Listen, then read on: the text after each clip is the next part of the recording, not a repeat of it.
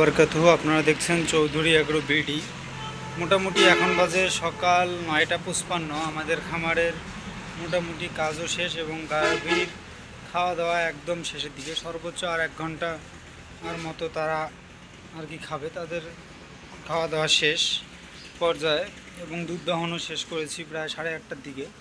দেওয়ার পর তাদেরকে খাবার দিয়েছি। একটু তাড়াতাড়ি করতে চাই, তারপরও লেট হচ্ছে ইদানিং। হয়তো বা আরও সকাল সকাল উঠতে হবে, কারণ গাভীকে যত রেস্ট দেওয়া যাবে অত দুধ ভালো পাওয়া যাবে। তো আপনারা সবাই দোয়া করবেন এবং নিয়মিত আমাদের ভিডিওগুলো দেখবেন, আমার চ্যানেলটিকে সাবস্ক্রাইব করবেন এবং নিত্য নতুন ভিডিও পেতে চ্যানেলটিকে সাবস্ক্রাইব করেই রাখবেন। আর হচ্ছে একটি কথা বলার জন্য আর কি ভিডিওটি করা আজকে, সেটি হচ্ছে আমার এই বাচ্চাটি, এই বকন বাচ্চাটি এর পাতলা পায়খানা হয়েছিল, যেটাকে বলে প্রচুর। গত 10 দিন থেকে মনে করেন পাতলা পায়খানা। সেটা হচ্ছে ম্যাট্রো খাওয়াচ্ছি, পাতলা পায়খানা কমতেছিল না।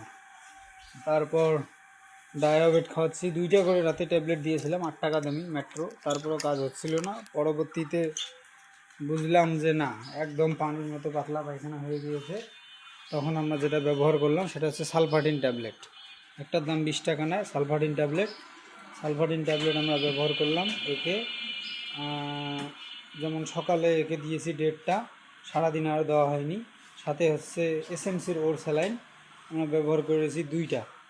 মনে করেন সকালে একটা খাওয়াইছি 1 গ্লাস পানির সঙ্গে, আবার বিকেলে খাওয়াইছি 1 গ্লাস পানির সঙ্গে বলতে আপনাদেরকে বোঝাচ্ছি আমরা কীভাবে এসএসবিসির স্যালাইনটা তাকে খাওয়াইছি। সকালে তার এমন ডিহাইড্রেশন, পাতলা পায়খানা করতে করতে হয়ে গিয়েছিল, সে যে তার মায়ের দুধ পানান দিয়ে খাবে সে শক্তিটাও তার শরীরে ছিল না। তখন আমরা ফিডারে 1 কেজি সমপরিমাণ দুধ নিয়েছি, 1 গ্লাস সমপরিমাণ পানি দিয়েছি, তাতে একটা এসএমসির ওর স্যালাইন ঢালে দিয়েছি।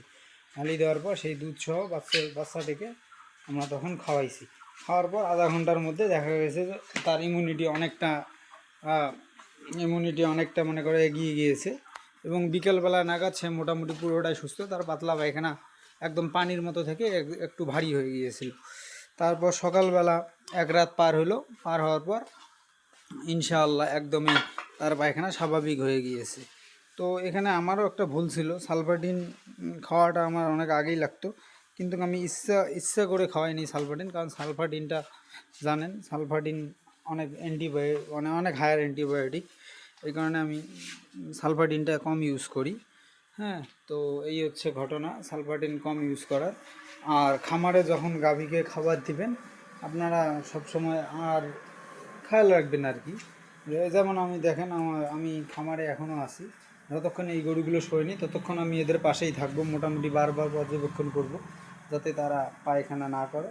মানে পায়খানা করলেই আমি শ্বাসে টেনে দেবো, যে পায়খানা করলো টেনে রাখলাম, ওই যে সে পায়খানা করেছে যে টেনে সাইডে রাখছি। এটাই হচ্ছে আমাদের প্রতিদিন এবং প্রতিনিয়ত কাজ। চ্যানেলটিকে সবাই সাবস্ক্রাইব করবেন এবং ভিডিওগুলো নিয়মিত দেখবেন ইনশাআল্লাহ।